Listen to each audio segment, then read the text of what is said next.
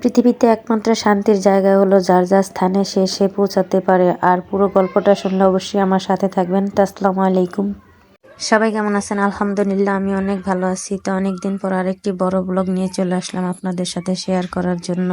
গ্রামের বাড়িতে গিয়েছিলাম, দেখা যায় অনেক ভিডিও জমা আছে গ্যালারিতে, কিন্তু ভিডিও আপলোড দিতে পারি নাই। তাই জন্য এখন একটা একটা করে সব ভিডিওগুলোই আপলোড দিতেছি আপনাদের সাথে।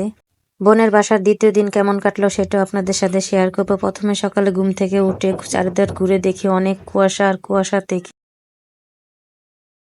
আমার বোন রুটি বানাচ্ছে, আর এই দিক দিয়ে আমার ছোট বোনের জামাই রাত্রে এই তো চেউ মাছগুলো আনছিল। তো বেশি রাত শীত পড়ছে, তাই জন্য ফ্রিজে রেখে দিয়েছে। সকাল সকাল এনে এগুলো ভিজিয়ে ফেলছে। অনেক শীত থাকার কারণে আর এগুলো কাটা হয় নাই, তাই জন্য রেখে দিয়েছিল। তো আমি একটু রাস্তা খেয়ে ঘোরাঘুরি করতেছিলাম। এই তো দেখেন হাঁসগুলা কি পরিমাণ আমার হাঁসগুলার দৌড়ানি খেয়ে আমার মেয়ে তো খুব ভয় পেয়ে গেল। ও আবার এই তো এটাকে আমরা জ্বালা ক্ষেত বলি, আপনারা কে কি বলেন আমি জানি না, আমাদের দেশে এটাকে জ্বালা ক্ষেত বলে। ও এখানে বসে বসে দুষ্টামি করতেছিল।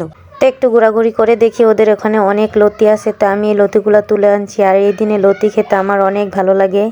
লতিগুলো তুলে এনে দেখি আমার বোন একটা ভাজি করে ফেলেছে, আর এই তো এই দিক দিয়ে আবার অনেক মশলা কষিয়ে এই তো আরেকটা রান্না করতেছিল। আর এই রান্নাটা হবে চেও মাছ দিয়ে, আলু দিয়ে, সিম দিয়ে। আর এই রান্নাটা খেতে ভীষণ মজা হয়।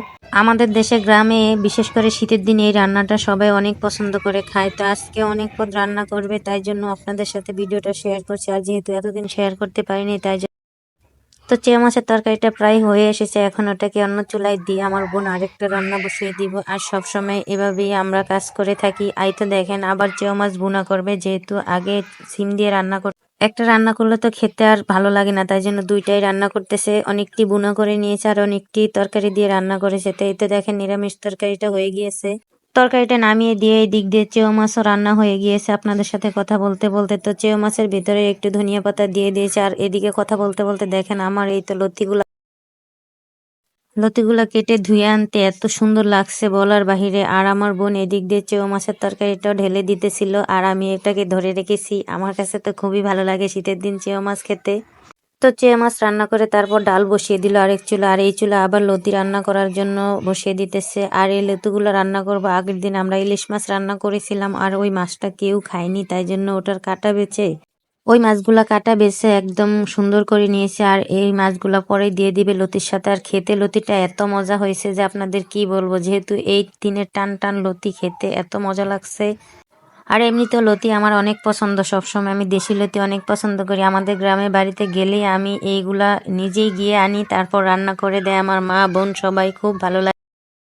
তো আজকের গ্রামীণ রান্না বান্না ভিডিও কেমন হয়েছে, আপনাদের কাছে কেমন লাগছে অবশ্যই জানাবেন। ভালো লাগলে লাইক কমেন্ট শেয়ার করবেন, আর সবসময় সাথে থাকবেন। ইনশাল্লাহ আমি আপনাদের সাথে থাকার চেষ্টা করি। আর আমি ভিডিওটা যতভাবে ভালো করার চেষ্টা করি, জানি না আপনাদের কার কাছে কেমন লাগে। অবশ্যই ভালো লাগলে লাইক কমেন্ট শেয়ার করবেন। আল্লাহ হাফেজ, আজকের মতো চলে।